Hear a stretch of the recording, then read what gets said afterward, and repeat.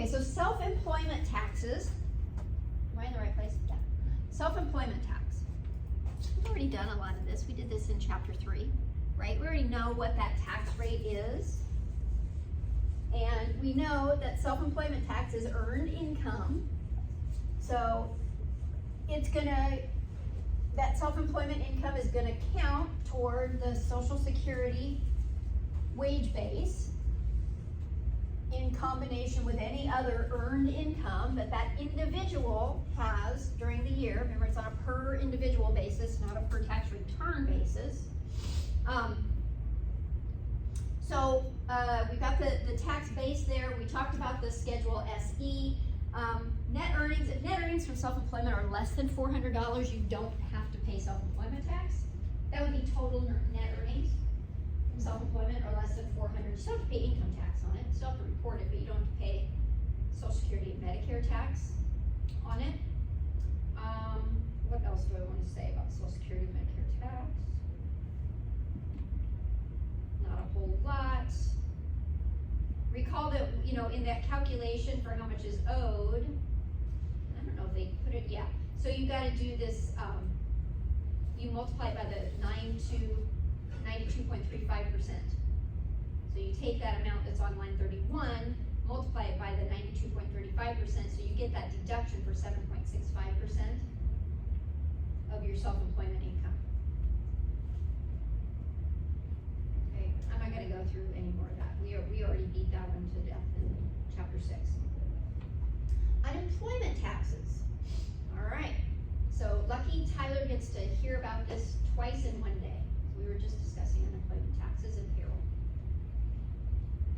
So unemployment taxes are paid only by the employer. They're only the employee doesn't pay them. There are federal unemployment taxes and there are state unemployment taxes. State unemployment taxes pay for benefits that are being paid out. Federal unemployment taxes pay to administer the federal unemployment tax program. Federal food tax, Federal Unemployment Tax Act, is 6%, tax rate is 6% on the first $7,000. Okay, so $7,000, this is per employee, per employer. What does that mean?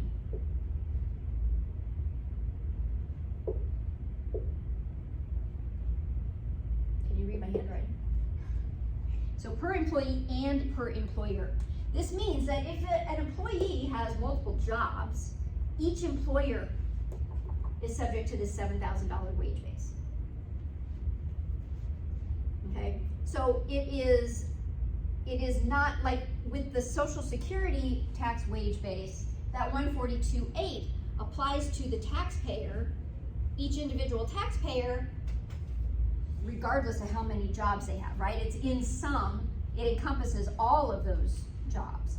This one does not, and it's only assessed to the employer.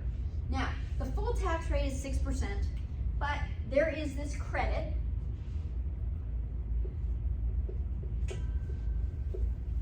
of 5.4% that is a credit against the tax rate.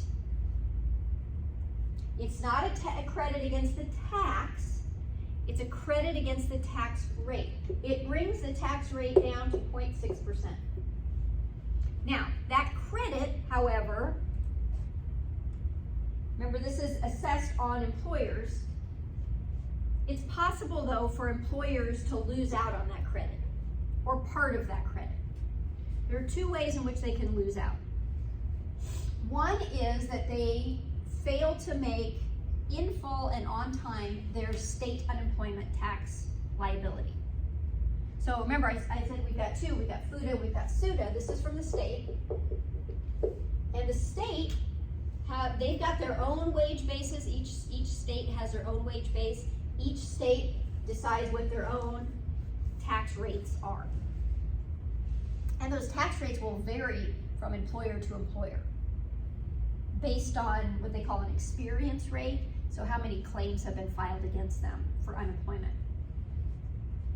If an employer is late or fails to make their deposit to their state unemployment tax system, this credit gets reduced.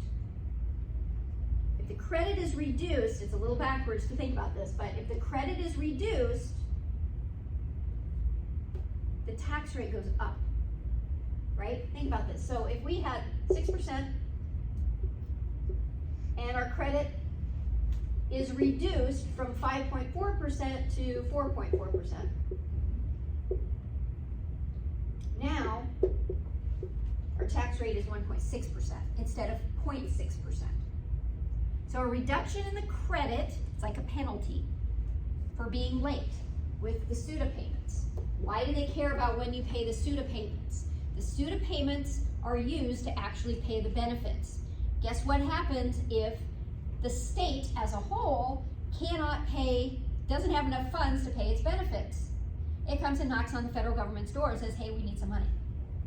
In order to discourage that, the federal government institutes these penalties on both employers and entire states. So the first way, like I said, that an employer can lose out on that credit is that they don't make their individual SUTA payment on time.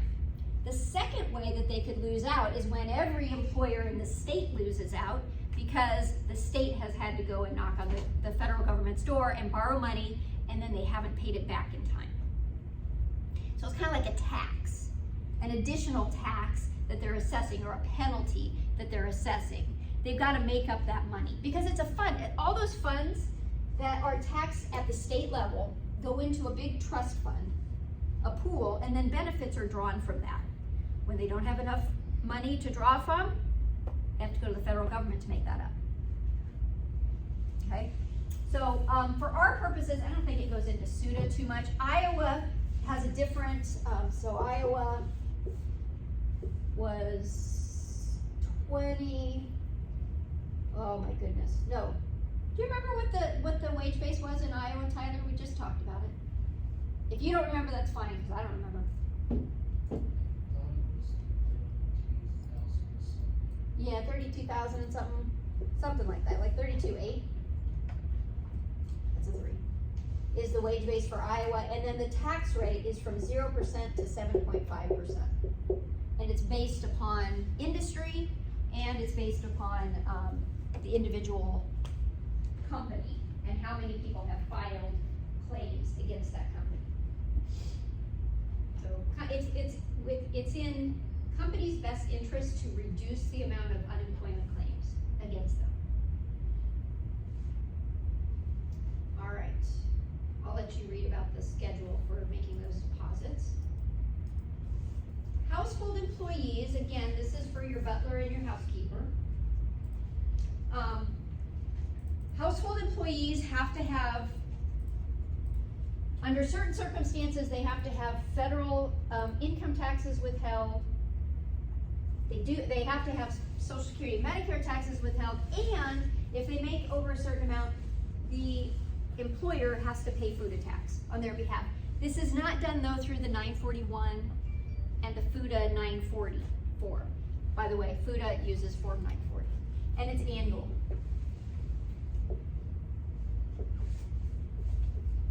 Isn't it great that they make these forms so similar in name 940, 941, W2, W4?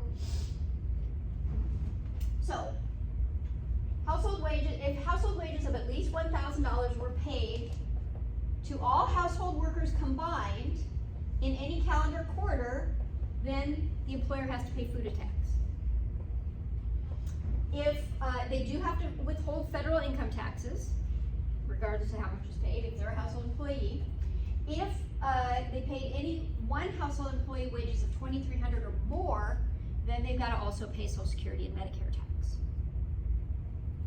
So, but they don't file 940s or 941s.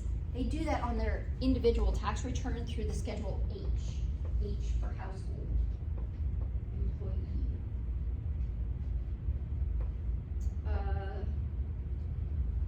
That's the 940. This is to report FUTA taxes. Yeah, so here's the Schedule H. This gets attached to the individual tax return.